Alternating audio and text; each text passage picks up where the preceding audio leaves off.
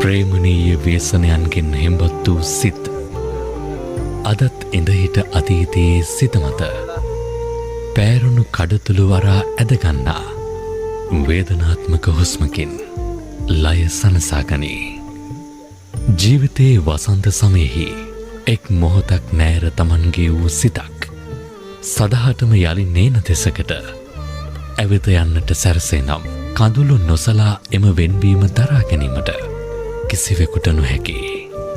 ආදරණීයන් සමීපව ගැවසුණු අවකාශය හිස් වී යන්නාසේම ඔවුන් ගිය පසුව ඇතමුන්ගේ ජීවිතද හිස් වී යයි.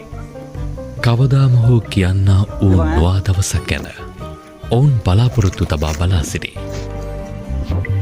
ඇතමුන්ගේ ඇතැම් හමුවීම් සිදුවන්නේ අවසාන වරටයි. එබැව් දැන දැනත් ඇතමුන් එවරත සුපුරුදු ප්‍රේමීන්ව බැඳ